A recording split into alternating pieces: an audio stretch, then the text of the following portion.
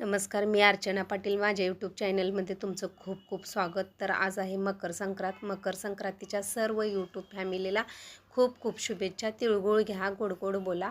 आता आपण तिळाची वडी कशी करायची तो व्हिडिओ मी तुम्हाला दाखवणार आहे. तर त्याच्यासाठी मी 200 ग्राम शेंगदाणे घेतलेले आहेत आणि 250 ग्राम गूळ घेतलेला आहे आणि 150 ग्राम तीळ घेतलेले आहेत. तर तीळही आपण थोडेसे भाजून घ्यायचे आहेत आणि शेंगदाणे भाजून त्याच्या साली काढून घेतल्या तर चालतील, नाही काढल्या तरीसुद्धा चालतील. आता हा 250 ग्रॅम गूळ आहे, त्याच्यासाठी मी अर्धी वाटी पाणी वापरलेलं आहे गूळ विरघळण्यासाठी. तर आता आपण ज्यावेळी गूळ कढईमध्ये टाकतो त्यावेळेला गॅस आपण थोडासा बारीक ठेवायचा आहे, कारण गूळ चिकटण्याची शक्यता असते. जर चिकटला तर गूळ हा काळपट असा कलर लगेच होतो आणि करपट वास येतो. तर आता हे मी तीळ घेतलेले आहेत भाजून. हे शेंगदाण्याचं बारीक कूट करून घेतलेलं आहे. तुम्हाला जर मोठे पाहिजे असेल तर तुम्ही मोठेसुद्धा वापरू शकता, पण कूट वापरल्यानंतरच वडी आपली छान येते. तर आता असा हा आपला पाक थोडा थोडा तयार व्हायला लागलेला आहे. एकसारखा आपण उलटण्यानं हलवून घ्यायचं आहे आणि पाक चिकटू नये म्हणून त्याच्यामध्ये आपण 1 चमचा तूप सोडायचे. आता हे मोठे मोठे असे बंबोडे यायला लागल्यात आणि एका वाटीमध्ये आपण पाणी घ्यायचं किंवा बशीमध्ये पाणी घेतलं तर चालतंय. त्या पाण्यामध्ये आपण उलटणं असं वरती धरून बघायचं पाक एकतार येतोय का. ज्यावेळी घट्टसर आपला पाक तयार होतो त्यावेळेला आपण वाटीमध्ये 1 थेंब सोडून बघायचं. तर आता मी वाटी जवळ घेतलेले, आता त्याच्यामध्ये 1 थेंब आपण सोडून बघायचं आहे. तर अजून हा पाक पातळच आहे, म्हणजे असा हा फितळतोय, जास्त घट्ट झालेला नाही. मग आणि 2 मिनटं आपण गॅस पुन्हा चालू ठेवायचा आणि एकसारखं आपण हलवायचं आहे. आता त्याचे मोठे मोठे असे त्याच्यावरती बंबोडे यायला लागलेले आहेत. ज्यावेळी मोठे बंबोडे येतात त्यावेळेला आपला पाक म्हणजे तयार होण्याच्या मार्गावर असतो. त्यावेळी आपण गॅस बारीक करायचा, नाहीतर जास्त पुढं जातो. आणि एकदा आपण पाक दुसऱ्यांदा चेक करायचा 1-2 मिनटानंतरच. तर आता ही पाणी मी जवळ घेतलेलं आहे. तर आता मी पाण्यामध्ये आणि 1 थेंब सोडलेलं आहे बघा. आता ह्याचा एकत्र अशी गोळी तयार झालेली आहे. आता ती गोळी अशी घट्टसर व्हायला लागते. आपण हातात घेतल्यानंतर अशी घट्ट होती बघा ती गोळी. आणि खडा कसा कठीण असतो ना, त्या पद्धतीनं ती गोळी कठीण व्हायला लागते. तर गोळी घट्टसर झाली नसेल तर आपण गडबड करायची नाही, मिश्रण ओतायची. तर आणि 1-2 मिनटं आपण थांबायचं आणि पुन्हा आणि एकदा आपण वाटीमध्ये 1 पाकाचा थेंब टाकून बघायचा. आणि तो पाकाचा थेंब जर कठीण झाला असेल तरच आपण त्याच्यामध्ये सर्व साहित्य घालायचं, नाहीतर पाक आपला जर मऊ पडला तर वडी ही मऊ पडण्याची शक्यता असते आणि ती वडी जास्त दिवस राहत नाही.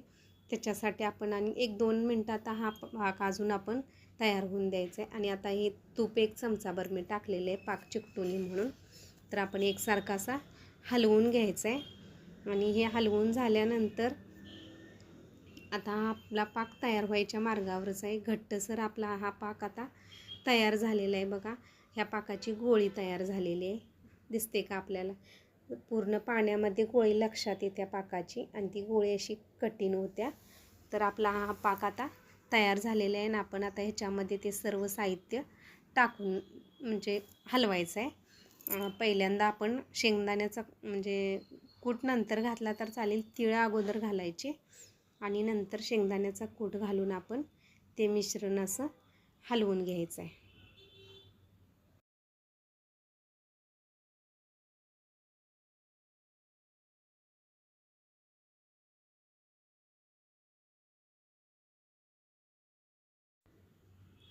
आता ही आपली बघा घट्टसर गोळी तयार झालेली आहे, समोरच दिसत्या. कठीण गोळी झाल्या, अशी गोळी आपली तयार झाली पाहिजे, तरच तो आपला पाक घट्ट होतो आहे. आणि हा एकतारी पाक तयार झाल्यानंतर आता आपण पहिल्यांदा तीळ त्याच्यामध्ये घालायचे आणि एकसारखं हलवून घ्यायचं.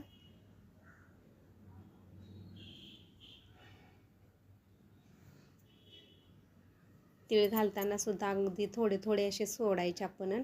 मग ते मिश्रण आपण थोडं थोडं असं हलवून घ्यायचं. पुन्हा शेंगदाण्याचा कूट घालायचा आणि कूट घातल्यानंतर आता आपण हे मिश्रण ओतल्यानंतर एकसारखं उलटण्यानं आपण आता हलवून घ्यायचं आणि गॅस एकदम बारीक ठेवायचा आहे. गॅस मोठा ठेवायचा नाही तर ते मिश्रण आपलं लगेच खाली लागलं की त्याचा करपट वास येतो. अगदी लो टू मिडियमवरच ठेवायचं आहे आणि आपण आता असं एकसारखं हलवून घ्यायचं आहे. पूर्ण मिश्रण असं एकजीव झालं पाहिजे. तुम्हाला जर पाहिजे असेल तर तुम्ही वेलदोड्याची पूड ह्याच्यामध्ये वापरू शकता, वास खमंग येतो, किंवा जायफळाची पूड वापरली तरीही चालेल. आता आपलं हे मिश्रण तयार झालेलं आहे. आता आपण एखाद्या पळपूट असू दे किंवा तुम्ही काढापा फरशी असेल तर त्याच्यावरती सुद्धा वडी थापली तर चालतील. मी हे पोळपट लाटणं घेतलेलं आहे.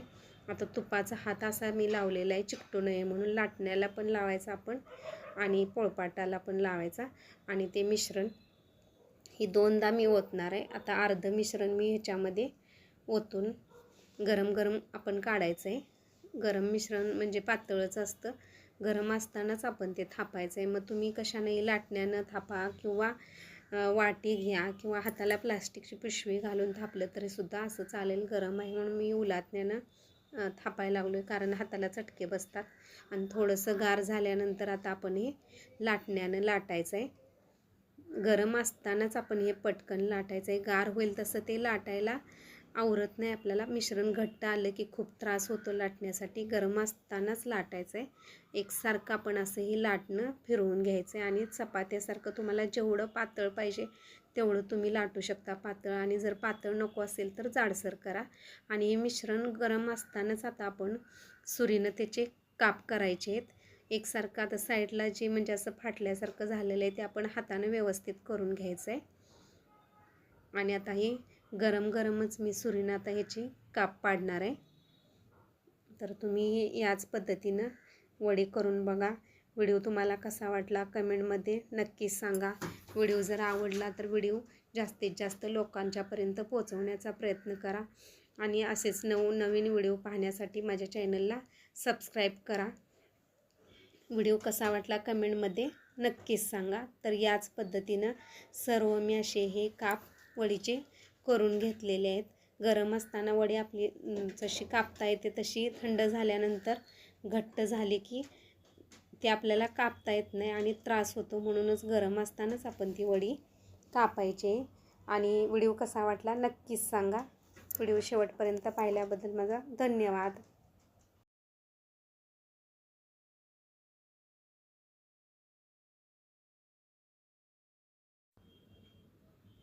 आता याच पद्धतीनं बघा, ह्या दिसायला कशा वड्या छान दिसतात ना. तर तुम्ही नक्कीच सांगा तुम्हाला ही म्हणजे कशा वाटल्या आपण वड्या करण्याची पद्धत. आणि एक काळ असा होता 35 ते 40 वर्षापाठीमागं आमची आजीही अशाच आम्हाला म्हणजे संक्रांती दिवशी तिळगुळाच्या वड्या करून द्यायची. त्यावेळी तिळगुळाची एवढी म्हणजे पद्धतही नव्हती आणि त्यावेळी लोकांना एवढे तिळगुळ मिळतही नव्हते. पण ह्या ज्या तिळगुळाच्या वड्या होत्या त्यावेळीसुद्धा वाटायची. आणि आत्ताही आम्ही दरवर्षी संक्रांतीला अशा पद्धतीच्या वड्या करतो. तर ह्या वड्या तुम्हाला कशा वाटल्या कमेंटमध्ये नक्कीच सांगा. व्हिडिओ जर आवडला तर व्हिडिओला लाईक, शेअर आणि सबस्क्राईब करायला विसरू नका. तर असेच नवनवीन व्हिडिओ पाहण्यासाठी माझ्या चॅनलला सबस्क्राईब करा.